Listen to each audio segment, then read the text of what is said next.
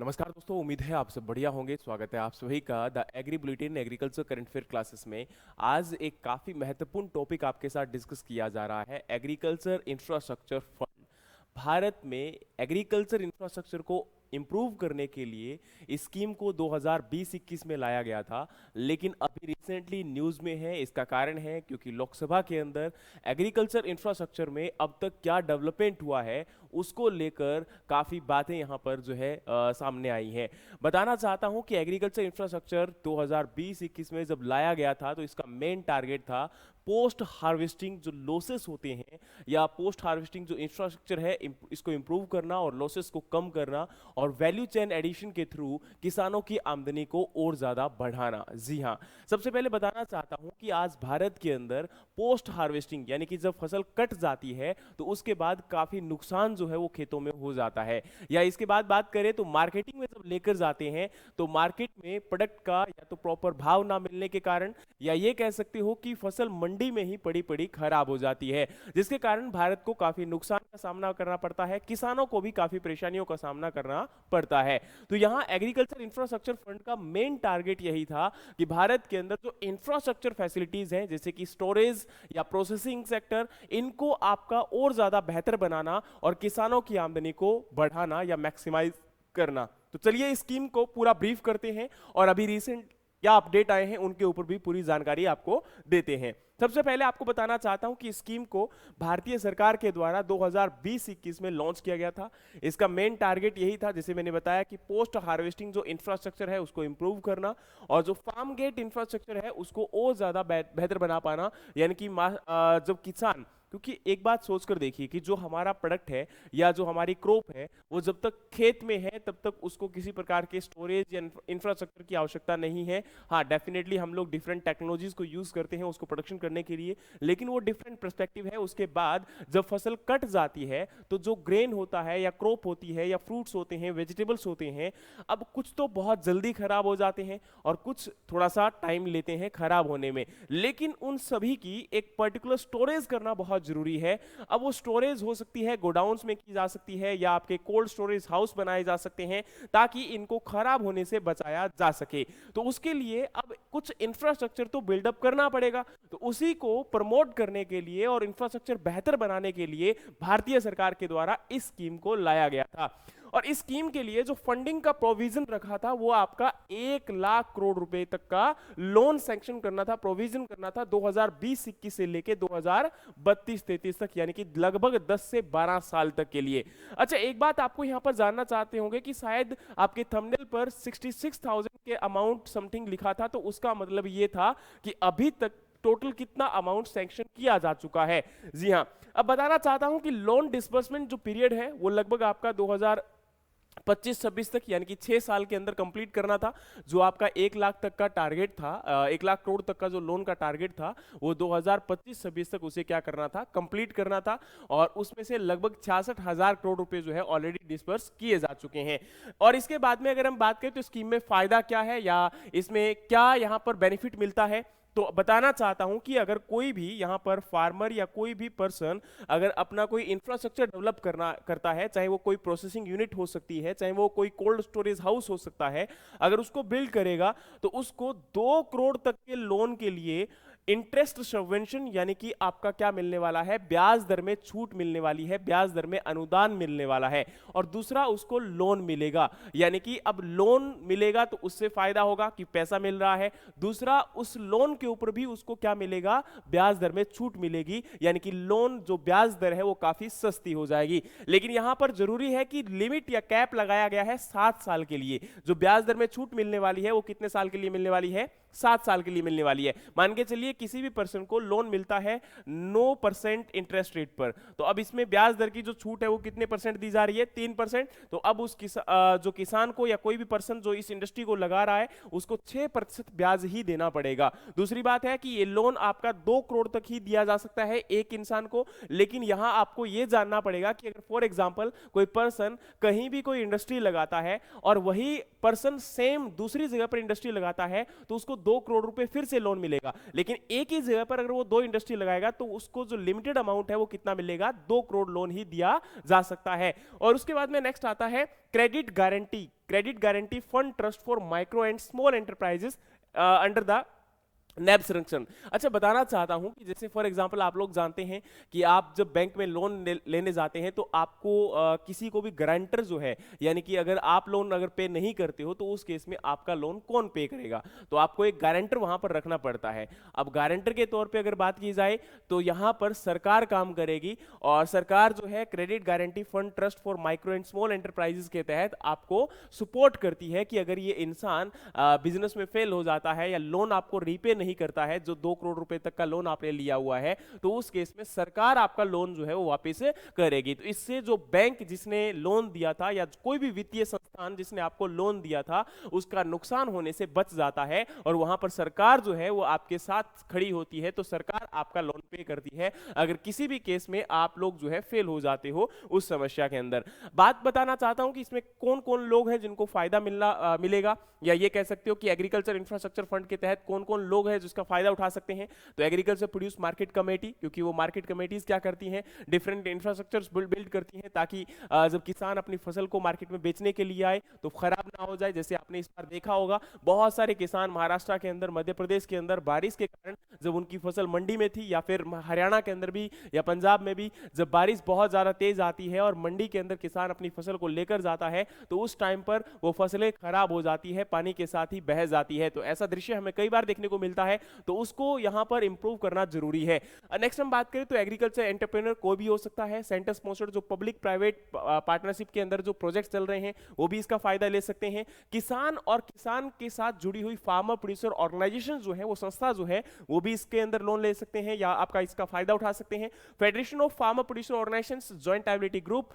Local body जो कि आपका यहाँ पर पब्लिक प्राइवेट पार्टनरशिप्स को क्या करती हैं, स्पॉन्सर करती हैं, या मार्केटिंग जो कोऑपरेटिव सोसाइटीज होती हैं, मल्टीपर्पज कोऑपरेटिव सोसाइटीज होती हैं, national federation of cooperative and primary agriculture credit societies, self help group या सेल्फ हेल्प ग्रुप्स के जो आपके फेडरेशन होते हैं, स्टार्टअप्स या स्टार्टअप स्टेट एजेंसीज या स्टेट जो फेडरेशन हैं जो कि आपकी पब्लिक प्राइवेट पार्टनरशिप के साथ काम कर रही हैं, या इसके अलावा जो स्टेट फेडरेशन कोऑपरेटिव्स हैं वो इसका फायदा ले सकते हैं। तो ये आपकी बेनिफिशियरीज की लिस्ट है, यानी कि कौन लोग हैं जो इसका फायदा उठा सकते हैं, किन लोगों को इसका जो एग्रीकल्चर इंफ्रास्ट्रक्चर फंड के तहत लोन दिया जा रहा है या ब्याज दर में छूट दी जा रही है, तो वो लोग कौन फायदा इसका ले सकते हैं। नेक्स्ट आपकी बारी आती है कि इसका पैटर्न क्या है, फंडिंग मतलब किस प्रकार से दी जाएगी। जैसे मैंने अभी आपको बताया कि इसमें 2 करोड़ तक के लोन के लिए आपको यहां पर 3% का ब्याज अनुदान दिया जाएगा और आपको लोन भी मिलेगा, और इसके साथ में मैक्सिमम आपको ये लोन जो है यहां पर जो सबवेंशन दिया जा रहा है, ब्याज दर में जो छूट दी जा रही है वो 7 साल के लिए ही दी जाएगी, यानी कि 7 साल में आपको लोन जो है वापस रिटर्न करना पड़ेगा। दूसरी बात यहां पर है कि credit guarantee coverage for loan up to 2 crore, the fees for this coverage will be paid by the government. यानी कि यहां पर क्या है कि अगर आप किसी भी केस में आप लोन वापस नहीं करते हो तो सरकार आपकी गारंटर है। जैसे फॉर एग्जांपल कई बार बिजनेस फेल भी हो सकता है, जो भी आपने इंफ्रास्ट्रक्चर बिल्ड किया था वो किसी समस्या के कारण आपका कोलैप्स भी हो सकता है, तो उस केस में सरकार आपके लिए गारंटर के तौर पर खड़ी है, उस वित्तीय संस्थान का नुकसान नहीं होने दिया जाएगा और उसको जो है अब 2 करोड़ रुपए तक का जो लोन आपने लिया है वो लोन उनको चुकाया जाएगा। लेकिन ये जो क्रेडिट गारंटी है वो केवल और केवल 2 करोड़ रुपए तक के लिए ही दी जा रही है। In case of FPO the credit guarantee में be availed from the facility credit under the FPO promotion scheme of the Department of Agriculture Cooperation and Farmer Welfare। जैसा कि आप लोग जानते हैं कि FPOs यानी कि फार्मर प्रोड्यूसर ऑर्गेनाइजेशंस, जिनको लेकर भारतीय सरकार आजकल काफी कंसर्न है कि किसानों का समूह बनाया जाए और उनको जो है फायदा पहुंचाया जाए। तो यहां पर अगर किसान FPOs के तहत लोन लेते हैं तो उनकी जो गारंटी है वो FPO प्रमोशन स्कीम जो कि भारतीय सरकार और जो department of agriculture and cooperation farmer welfare के द्वारा रन किया जा रहा है उसके अंडर में भी उनको क्रेडिट गारंटी दी जा सकती है। यानी कि वहां पर गारंटर के तौर पर अगेन एक और आपका इंपॉर्टेंट जो है डिपार्टमेंट ऑफ एग्रीकल्चर वहां पर खड़ा होता है, और अगर आप या एफपीओज उस केस में लोन रिपे नहीं कर पाते हैं तो वहां पर सरकार आपके बिहाफ पर लोन अगेन रिपे करती है। दूसरा यहां पर बात आती है moratorium period of repayment under this financing facility में very subject to minimum of 6 month and maximum of 2 year. यानी कि शुरुआत में जब आप लोन लेते हो 2 करोड़ तक का जो भी सरकार के द्वारा आपको वित्तीय संस्थान के द्वारा जो दिया जा रहा है एग्रीकल्चर इंफ्रास्ट्रक्चर फंड के तहत, तहत अब उसको आप शुरुआत में 6 महीने तक नहीं भी पे करोगे, क्योंकि आप लोग जानते हो जैसे आप लोग लोन लेते हो किसी से तो आपको इंस्टॉलमेंट जो है वो पहले मंथ से ही पे करना स्टार्ट हो जाता है। लेकिन इसमें आपको ये फायदा होने वाला है कि यहां पर आपको मॉरेटोरियम पीरियड मिल जाएगा। मॉरेटोरियम पीरियड का मतलब होता है कि आपको 6 महीने तक के लिए, 1 साल तक के लिए, 2 साल तक के लिए। अब जैसे फॉर एग्जांपल मैं आपको एक उदाहरण के तौर पे बताता हूं। आपने क्या किया, मुझसे 1 लाख रुपए लोन लिए। अब आपने कहा कि सर मैं 6 साल में इसको लौटा दूंगा, लेकिन जैसे ही आप किसी से लोन लेते हो खासकर बैंक से, तो आपका उसी समय ही किस्तें स्टार्ट हो जाती है और आपको एक ब्याज भी पे वहां पर करना पड़ता है। अब जैसे फॉर एग्जांपल आपने कहा कि मैं 6 महीने या 2 साल के लिए, 1 साल के लिए शुरुआत में कोई भी आपको यहां पर पेमेंट नहीं करने वाला हूं, तो 1 साल तक के लिए आपको कोई भी एक भी किस्त पे नहीं करनी पड़ेगी। 1 साल के बाद आपकी जो है किस्तें स्टार्ट हो जाएंगी। यही इसमें है कि मॉरेटोरियम जो पीरियड आपको दिया जाता है वो 6 महीने से लेकर 2 साल के बीच में हो सकता है। फिर बात आती है कि इसमें कौन कौन जो आपके ऐसे वित्तीय संस्थान है जो आपको लोन दे सकते हैं। तो इसमें कमर्शियल बैंक्स आपके हो सकते हैं, कोई भी शेड्यूल्ड कोऑपरेटिव बैंक हो सकते हैं, रीजनल रूरल बैंक हो सकता है, और इसके साथ small finance bank, non banking financial companies जिनको हम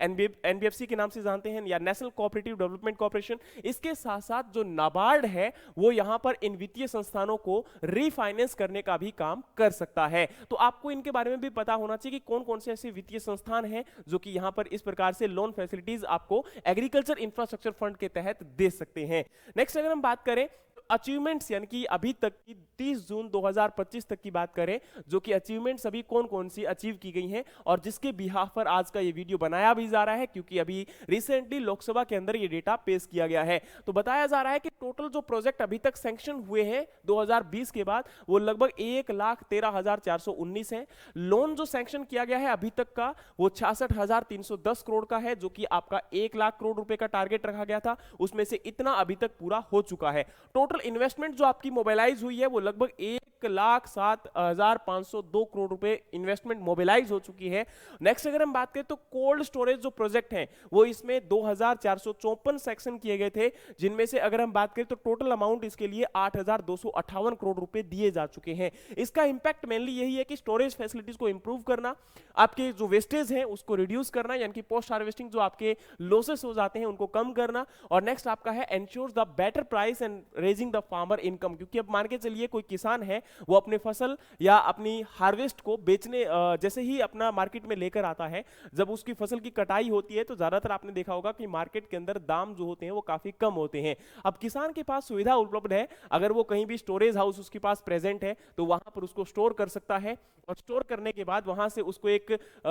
रिसिप्ट मिलेगी जिसको हम नेगोशिएबल वेयरहाउस रिसिप्ट के नाम से जानते हैं, इलेक्ट्रॉनिक नेगोशिएबल वेयरहाउस रिसिप्ट। अब उस रिसिप्ट को प्रयोग करके वो किसी बैंक से लोन भी ले सकता है, या उसको जब स्टोर करेगा वहां पर तो उसके बाद जब आपका 6 महीने के बाद या 7 महीने के बाद या 2 महीने के बाद मार्केट में जब प्राइस आपका ऊपर हो जाएगा तो उस टाइम पर अपने प्रोडक्ट को बेचकर वहां से फायदा ले सकता है। तो अब ये जो इंफ्रास्ट्रक्चर आपका स्टोर हाउस का बनाया गया तो इसका किसान को सीधा फायदा मिला, उसकी फसल खराब नहीं हुई, और ई जो आपका नेगोशिएबल वेयरहाउस रिसिप्ट थी उसके तहत किसान को लोन भी मिल गया। तो एग्रीकल्चर इंफ्रास्ट्रक्चर फंड का मेन टारगेट यही था कि ऐसे इंफ्रास्ट्रक्चर बिल्ड करना ताकि किसान अपनी फसल को खराब होने से बचा सके और वहां से अच्छा खासा इनकम रिटर्न भी गेन कर सके। फिर अब आपकी बारी आती है कि इसके अंदर जो अभी तक लोन आपके सैंक्शन हुए, तो मैंने बताया कि 66,310 करोड़ का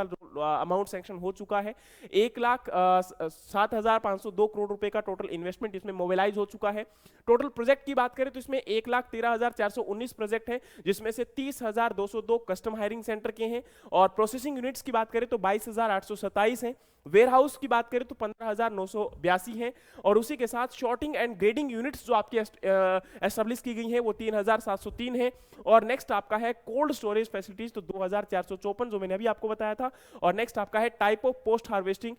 तो मैनेजमेंट की जो प्रोजेक्ट्स हैं उनके लिए यहाँ पर 38,251 प्रोजेक्ट ऐसे हैं जो कि आपके उनके लिए लोन सेक्शन किया गया है या अमाउंट आपका सेक्शन किया गया है। ये आपका अभी रिसेंटली लोकसभा का डेटा है जो आप लोग याद रख सकते हो, आपके लिए महत्वपूर्ण हो सकता है। फिर आपकी बारी आती है जी एग्रीकल्चर इंफ्रास्ट्रक्चर फंड के तहत जो स्टेक होल्डर्स हैं, या ये कह सकते हो जो लोग इसमें बेनिफिशियरीज हैं या फिर जो लोग इसमें इन्वॉल्व हैं, उनको क्या क्या फायदा है और वो कैसे यहां पर आपका मैक्सिमम बेनिफिट ले सकते हैं। फिर बारी सबसे पहले आती है कि फार्मर्स या एफपीओज। देखो किसान को फायदा ये होगा कि अगर यहां पर वो किसान मान के चलिए कोई प्रोसेसिंग यूनिट्स को लगाता है या कोल्ड स्टोरेज हाउस बनाता है या एफपीओज बनाते हैं, तो वो एक तो अपने प्रोडक्ट को स्टोर कर सकते हैं, दूसरा वहां से इनकम भी जनरेट कर सकते हैं, दूसरे किसानों का प्रोडक्ट वहां पर स्टोर किया जा सकता है और उसके थ्रू इनकम जनरेट की जा सकती है। इसके अलावा प्रोसेसिंग यूनिट्स लगाकर वहां पर आपका वैल्यू एडिशन करके एक एक्स्ट्रा इनकम जनरेट की जा सकती है। इसके अलावा है कि better marketing infrastructure and direct sale higher income, जो मैंने अभी आपको बताया कि यहां पर डायरेक्ट जो है, अब जैसे मान के चलिए प्रोडक्ट को स्टोर किया जा सकता है, तो उसके बाद वो धीरे धीरे अगर मार्केट में खुद रिटेलिंग करना चाहता है तो वो भी कर सकता है, क्योंकि अभी उसको खराब होने की जो समस्या थी वो नहीं होगी और वो कंज्यूमर तक पहुंच पाएगा, और जिससे कंज्यूमर का फायदा ये होगा कि उसको लेस प्राइस में मिलेगा, और फार्मर के लिए फायदा ये होगा कि मीडिएटर अगर नहीं होगा तो वो अब ज्यादा प्राइस के अंदर अपनी फसल को बेच सकता है, जो कि उसको वहां पर डेफिनेटली बेनिफिट हो पाएगा। कोल्ड स्टोरेज और पैकेजिंग के साथ वो पॉसिबल हो सकता है कि लॉन्ग टर्म के अंदर कभी भी सस्टेनेबिलिटी के साथ अपने प्रोडक्ट को बेच सकता है और उसको खराब होने से भी बचा सकता है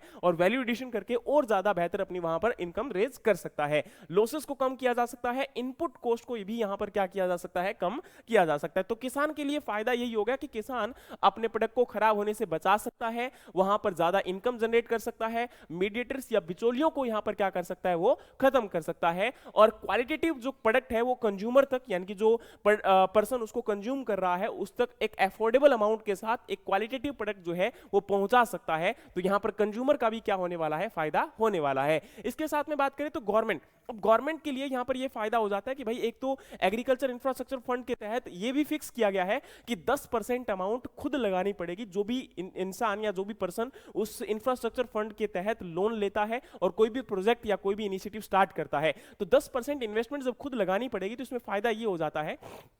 मान के चलिए मैं हूं और मैंने किसी भी प्रोजेक्ट को स्टार्ट किया, तो उसके लिए मेरे को 1 करोड़ रुपए की लोन की आवश्यकता है या 1 करोड़ रुपए मुझे उस प्रोजेक्ट में लगाना है, तो 10 लाख मुझे खुद लगाने होंगे और 90 लाख मुझे सरकार दे सकती है, या ये कह सकते हो बैंक के थ्रू लोन मुझे मिल जाएगा और एग्रीकल्चर इंफ्रास्ट्रक्चर फंड स्कीम के तहत मुझे इंटरेस्ट सबवेंशन भी मिल जाएगा, मोरेटोरियम पीरियड भी मिल जाएगा और 7 साल तक मुझे ये रिटर्न करना होगा, या ये कह सकते हो कि 7 साल तक मुझे इंटरेस्ट सबवेंशन के अंदर ब्याज दर में छूट मिलेगी। तो ये मुझे फायदा हो जाता है। तो यहां पर सरकार के लिए फायदा ये कि कम से कम 10% इन्वेस्टमेंट में कर पा रहा हूं और सरकार को अपनी तरफ से स्टोरेज फैसिलिटीज वगैरह बनानी नहीं पड़ रही हैं, और मैंने बनाया तो रोजगार के साधन भी उपलब्ध हो रहे हैं और वहां पर ये जो समस्या थी वो भी लगभग आपकी खत्म हो रही है। फिर आपकी बारी आती है जी रिड्यूसिंग द फूड वेस्टेज, क्योंकि अब भारत के अंदर जो फूड वेस्टेज है या पोस्ट हार्वेस्टिंग लॉसेस है वो काफी ज्यादा है, तो उनको कम करने में सरकार को सहायता मिलेगी, उनको अपनी तरफ से जो है ज्यादा एफर्ट्स नहीं लगाने पड़ेंगे। और तीसरा यहां पर आता है encourage the public private partnership जो मॉडल है, यानी कि भारत सरकार और आपका जो भी पर्सन है या प्राइवेट पीपल्स हैं, उन लोगों के बीच में आपस में सामंजस्य स्थापित करने में एक सहायता मिलेगी और इसके तहत आने वाले समय के अंदर एक बेहतर इंफ्रास्ट्रक्चर भारत में एग्रीकल्चर के लिए भी क्रिएट किया जा सकता है, जिससे ओवरऑल जो है बेनिफिट यहां पर मिल सकेगा। फिर बारी आती है जी एग्रीकल्चर एंटरप्रेन्योरशिप और स्टार्टअप्स को क्या फायदा होगा कि भाई देखो, मान के चलिए कोई भी आप एक बड़ा प्रोजेक्ट स्टार्ट करना चाहते हो तो हर इंसान के पास पैसा उपलब्ध नहीं है, और वैसे भी हमारे देश के अंदर तो पैसे की कमी है ना। तो जरूरी है कि अब हम अगर स्टार्टअप कर रहे हैं तो इनिशियल में 5-10 लाख रुपए तो मेरे पास थे, लेकिन 1 करोड़ नहीं थे, तो 90 लाख मुझे सरकार की तरफ से सहायता मिलेगी। और इसके साथ जो आर्टिफिशियल इंटेलिजेंस है या टेक्नोलॉजीज है उनमें भी यहां पर आपका या इनोवेशंस के अंदर आपका फायदा मिल सकता है। इसके अलावा जो स्ट्रॉन्ग यहां पर फार्मर और एंटरप्रेन्योरशिप के बीच में क्या कर सकता है, आपका एक लिंकेज स्थापित किया जा सकता है। मान के चलिए मैंने बिजनेस स्टार्ट किया, तो बिजनेस स्टार्ट किस चीज का किया, मैंने यहां पर स्टोर हाउस बनाया या प्रोसेसिंग यूनिट बनाई, तो अब किसान के साथ मैं डायरेक्टली इंटरेक्ट कर पाऊंगा और वहां से किसान को जो प्रोडक्ट है वो डायरेक्टली परचेज भी कर सकता हूं और अपने स्टोर हाउस के अंदर स्टोर करने की फैसिलिटीज भी उनको उपलब्ध करवा सकता हूं। फिर बारी आती है जी बैंक को। अब देखो बैंक के लिए फायदा ये हो जाता है कि भाई अब मान के चलो सरकार जब गारंटर है, सरकार अब यहां पर मेरे बैकएंड पे खड़ी है, मैंने लोन लिया है और मैं लोन अगर किसी केस में नहीं चुका पाता हूं तो क्रेडिट गारंटीज फंड स्कीम के तहत मेरा जो लोन है वो सरकार के द्वारा चुकाया जाएगा,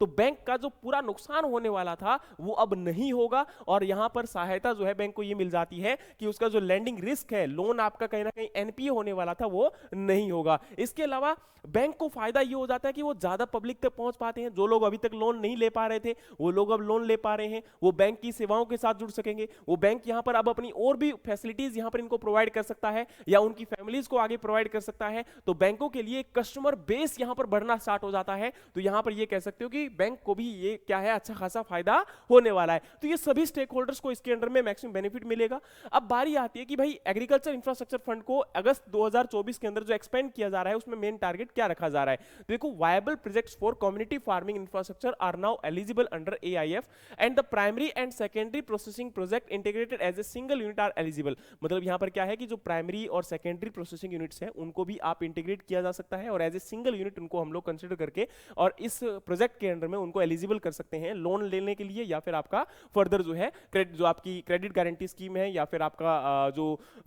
यहां पर इंटरेस्ट सबवेंशन स्कीम है उसका फायदा लिया जा सकता है। नेक्स्ट आपका जो एग्रीकल्चर इंफ्रास्ट्रक्चर फंड है, इसको अब सोलर प्रोजेक्ट्स जो है पीएम कुसुम स्कीम योजना के अंडर, तो उनको अब यहां पर जैसे एफपीओज है, कोऑपरेटिव्स है, पंचायत है, अगर वो पीएम कुसुम स्कीम के तहत सोलर प्रोजेक्ट को लगाते हैं तो उनको अब एग्रीकल्चर इंफ्रास्ट्रक्चर फंड स्कीम के तहत लोन भी मिल सकता है और आपका यहां पर इंटरेस्ट सबवेंशन भी मिल सकता है। यानी कि एग्रीकल्चर इंफ्रास्ट्रक्चर फंड को इसके लिए भी एक्सटेंड कर दिया गया है, जो कि पहले ये इंक्लूड नहीं था। Government has extended AIF credit guarantee coverage for farmer producer organisations through NAB Sanrakshan trustee company private limited. अभी तक क्या था कि केवल क्रेडिट गारंटी जो फंड ट्रस्ट और माइक्रो एंड स्मॉल एंटरप्राइजेस था उसी में दिया जा रहा था, लेकिन अब नैब संरक्षण जो कि नाबार्ड किया एक ये कह सकते हो कि अलग से सब्सिडीज है, अब इसके तहत भी एफपीओज को फायदा मिलेगा और एफपीओज का जो लोन है उनको अब उसके लिए गारंटी यहां पर सरकार के बिहाफ पर नैब संरक्षण स्कीम के तहत भी दी जा सकेगी, जिससे आपका फाइनेंशियल सिक्योरिटीज में इंप्रूव होगा और एक क्रेडिट वर्दीनेस जो है बैंक के लिए आसान हो जाएगा। नेक्स्ट आपकी बारी आती है जी, encourage the development of solar powered and climate resilient agriculture facilities. अब इसमें जो आपका क्लाइमेट रेजिलिएंट एग्रीकल्चर है, क्योंकि लगातार हम लोग देख रहे हैं कि भाई मौसम के अंदर काफी ज्यादा बदलाव हमें देखने को मिल रहे हैं, जिसकी वजह से फसलों के खराब होने के चांसेस और ज्यादा बढ़ सकते हैं। तो अब इसमें भी और ज्यादा पैसा इन्वेस्ट किया जाए, तो उनको भी एनकरेज किया जा रहा है कि भाई जो क्लाइमेट स्मार्ट एग्रीकल्चर है ऐसी इनोवेशंस को क्रिएट किया जाए ताकि आने वाले टाइम में किसानों को फायदा हो सके और मौसम का जो प्रभाव है उसको कम किया जा सके। और ओवरऑल ये कह सकते हो कि अब इस स्कीम को उसके लिए भी एक्सटेंड किया जा चुका है। तो ये मेजर आपके एक्सटेंशन है जो कि एग्रीकल्चर इंफ्रास्ट्रक्चर फंड के तहत किए गए हैं या फिर इसका एक्सपेंशन किया गया है। बात बताना चाहता हूं कि इसकी सपोर्टिंग स्कीम कौन कौन सी है जिसके तहत ये आपके प्रोजेक्ट्स को हैंडल किया जाएगा। तो सबसे पहले आपकी है इंटीग्रेटेड कोल्ड चेन स्कीम। अब इस स्कीम के तहत जनरल्स को 35% तक सब्सिडी मिलती है और नॉर्थ ईस्टर्न हिमालयन रीजन या जो आइलैंड रीजन है यहां पर आपको 50% तक सब्सिडी मिलती है। यानी कि मान के चलिए 100 रुपए अगर इन्वेस्टमेंट किए जा रहे हैं तो उसमें 50 रुपए सरकार आपको देगी और 50 रुपए आपको लगाना पड़ेगा नॉर्थ ईस्टर्न और हिमालयन रीजन के अंदर। और जो जनरल स्टेट्स हैं बाकी स्टेट्स के अंदर 35% आपका जो है सब्सिडी यहां पर दी जा रही है। 75 रुपए आपको जो है लगभग 65 रुपए लगाने पड़ेंगे और 35 रुपए सरकार की तरफ से दिए जाएंगे। वैल्यू एडिशन इंफ्रास्ट्रक्चर सब्सिडी की बात करते हैं तो वो आपकी यहां पर 50 से 75% हो सकती है, लेकिन इसमें 10 करोड़ रुपए तक का आपको अप टू प्रोजेक्ट में ही दिया जाएगा, उससे ऊपर ये अमाउंट नहीं होगी, यानी कि कैप लिमिट आपको लगा दी गई है। इसमें मेनली फोकस किया जा रहा है कि जो आपकी कोल्ड चेन्स हैं या वैल्यू एडिशंस हैं, इरिडिएशंस या स्टोरेज प्रोसेस है या फिर आपकी ट्रांसपोर्टेशन फैसिलिटीज हैं उनको बेहतर करवाना, उनके लिए ही इसमें आपको क्या दिया जा रहा है, ये सब्सिडीज फैसिलिटीज आपकी प्रोवाइड करवाई जा रही है। Capital investment subsidy for modernisation of cold storage and storage for the horticulture product. अब जो है आपके हॉर्टिकल्चर प्रोडक्ट्स के लिए जो आपका मॉडर्न जो आपके कोल्ड स्टोरेज हाउस है या डेवलप करने के लिए आपको अगेन यहां पर स्कीम के तहत सब्सिडी दी जा रही है। वही 35% आपका जनरल स्टेट्स के लिए और 50% आपका नॉर्थ ईस्टर्न और हिली रीजन्स के लिए। इसमें जो कैपेसिटी सपोर्ट है वो आपकी 5000 मेट्रिक टन से लेके 20000 मेट्रिक टन के जो स्टोर हाउस हैं या कोल्ड स्टोरेज हाउस हैं उनके लिए दी जा रही है। फिर आपकी बारी आती है जी एग्रीकल्चर मार्केटिंग इंफ्रास्ट्रक्चर फंड, जिसके तहत गोडाउन्स वेयर हाउस आपके जो बनाए जा सकते हैं आपको उनको सपोर्ट दी जाएगी। और इसमें मेनली जो प्रोजेक्ट अभी तक सैंक्शन किए जा चुके हैं वो आपके हैं 49,796 और कैपेसिटी इसकी जो है बिल्डअप की जा चुकी है 982.94 लाख मैट्रिक टन। और इसमें से सब्सिडी अभी तक डिस्बर्स की गई है वो अमाउंट है 4,829.37 करोड़ रुपीस। नेक्स्ट आपकी बारी आती है जी इसमें आपकी mission for integrated development of horticulture, जिसके तहत 35% जनरल को और 50% हिली रीजन्स के और जो शेड्यूल्ड एरिया है उन लोगों को सब्सिडी इसमें दी जाती है। इसका मेन टारगेट है कि जो पैक हाउस है या कोल्ड स्टोरेज फैसिलिटीज है, रेफ्रिजरेशन या फिर ट्रांसपोर्टेशन और प्रोसेसिंग यूनिट से उनको डेवलप किया जा सकता है। मेनली अगर हम बात करें तो आप लोग ये समझ पा रहे होंगे कि इन सभी स्कीम्स के अंदर लगभग आपका जो पोस्ट हार्वेस्टिंग यहाँ पर प्रोसेसिंग है या पोस्ट हार्वेस्टिंग लॉसेस है उसको कम करने के लिए ये डिफरेंट टाइप ऑफ इंफ्रास्ट्रक्चर्स आपके बिल्डअप किए जा रहे हैं।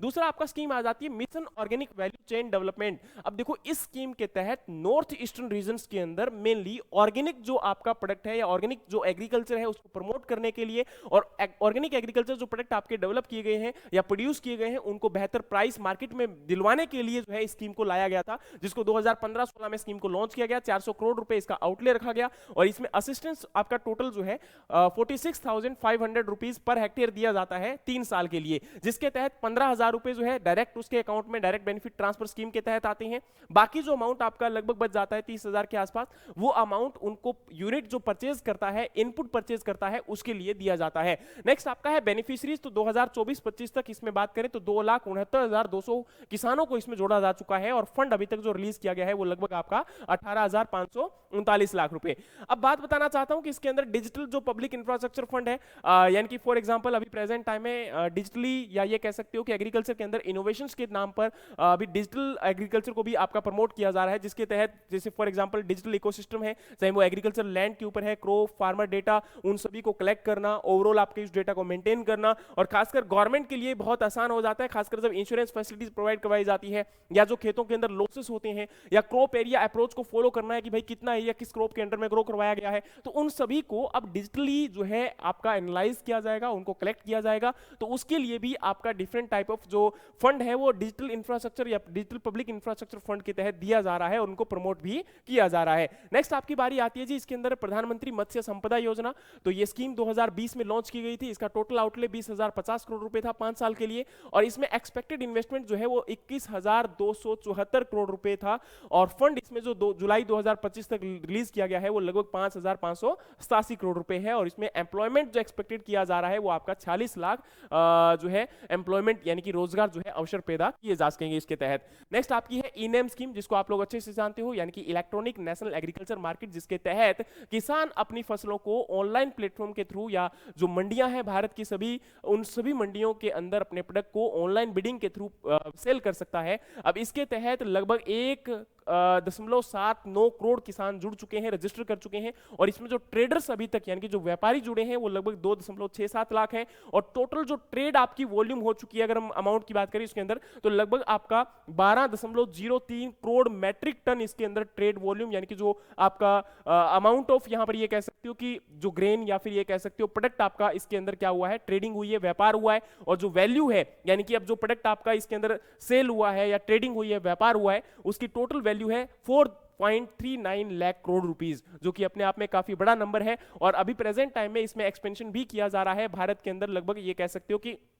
आई थिंक सो 1200 से भी ऊपर 1300 के आसपास मार्केट या मंडियां हैं जिनको एक दूसरे के साथ इंटरलिंक किया जा चुका है और जिसमें किसान कहीं भी किसी भी मंडी से अपने प्रोडक्ट को ऑनलाइन बिडिंग के थ्रू बेच सकता है और एक हायर रिटर्न यहां से लिया जा सकता है। फिर नेक्स्ट आपकी बारी आती है जी माइक्रो इरिगेशन फंड, जिसके तहत 2% इंटरेस्ट सबवेंशन जो है वो आपका स्टेट्स को मिलता है और लोन अप्रूव इसमें जो आपका अभी तक हुआ है 4,709 करोड़ रुपीस और डिसबर्समेंट इसमें जो है आपका 3,640 करोड़ रुपीस हो चुका है, यानी कि लोन अमाउंट अभी तक जो आपका अप्रूव हुआ है और अमाउंट जो आपकी डिसबर्स हुई है ये आपका इसका अमाउंट है। लेकिन जिसके तहत मेनली ये फोकस किया जा रहा है कि जो इरिगेशन फैसिलिटीज हैं उनको और बेहतर करवाना और जो हमारा वाटर लेवल लगातार डिक्रीज होता जा रहा है उसको और ज्यादा बेहतर बनाना, क्योंकि माइक्रो इरिगेशन के तहत इरिगेशन एफिशिएंसी को बढ़ाया जा सकता है और जिससे जो नुकसान आपका होता है या पानी का वेस्टेज होता है उसको कम किया जा सकता है और खेती को और बेहतर बनाया जा सकता है। नेक्स्ट आपकी यहां पर अगर हम बात करें तो एग्रीकल्चर इंफ्रास्ट्रक्चर फंड स्कीम के तहत और इसके अलावा जो अभी मैंने जितनी भी सपोर्टिंग स्कीम्स बताई तो इनके तहत आपका एग्रीकल्चर जो इंडियन एग्रीकल्चर है उसको ट्रांसफॉर्म किया जा सकता है, जिसमें अभी तक मेनली अचीवमेंट जो आपकी हैं वो यही है कि पोस्ट हार्वेस्टिंग लॉसेस को कम करना, फार्म से लेके जो मार्केट के बीच में लिंकेज है उसको क्रिएट करना और इसी के साथ में वैल्यू एडिशन करके किसान की आमदनी को बढ़ाना और मेन टारगेट यहां पर है कम्युनिटी लेवल इंफ्रास्ट्रक्चर और डिजिटल एम्पावरमेंट करना ताकि किसान जो है उसके लिए एफिशिएंटली जो है ये कह सकते हो कि वर्क को एफिशिएंटली किया जा सके और इसके साथ साथ में मेन टारगेट यही है कि जो उसकी हेक्टिक सिचुएशंस हैं या जो लॉसेस हैं उनको कम करके और एक बेहतर इनकम उसको प्रोवाइड करवाई जा सके और उसके लिविंग स्टैंडर्ड को इंप्रूव किया जा सके। नेक्स्ट हम बात करें तो फ्यूचर विजन, इसका मेन टारगेट यही है कि फार्मर की इनकम को इंक्रीज करना, फूड सिक्योरिटी को मेंटेन करना और एज वेल एज एक आपका यहां पर सस्टेनेबल, रेजिलिएंट और आपका टेक ड्रिवन एग्रो सिस्टम को डेवलप करना ताकि किसानों के साथ साथ इस देश का भी भला हो सके और बेहतर रोजगार के साधन उपलब्ध करवाए जा सके और एक क्वालिटी प्रोडक्ट जो है वो कंज्यूमर तक आपका प्रोवाइड करवाया जा सके और एक जो बेहतर इकोसिस्टम अगर डेवलप होगा या ये कह सकते हो कि एक बेहतर आमदनी अगर किसान को मिलेगी तो तो उससे हमारे देश के अंदर जो आपकी इकोनॉमिक कंडीशन है वो और बेहतर हो पाएगी। तो उम्मीद है कि ये बातें आपको सारी समझ में आ गई होंगी कि एग्रीकल्चर इंफ्रास्ट्रक्चर फंड में अभी तक क्या डेवलपमेंट हुए हैं और ये क्या है। और इसी के साथ में आज के सेशन को समाप्त करते हैं, लेकिन इस प्रकार के और टॉपिक्स और अच्छी एग्रीकल्चर नॉलेज को जानने के लिए हमारे चैनल को सब्सक्राइब कर लीजिएगा। मिलते हैं नेक्स्ट किसी और वीडियो में, तब तक के लिए जय हिंद, जय भारत।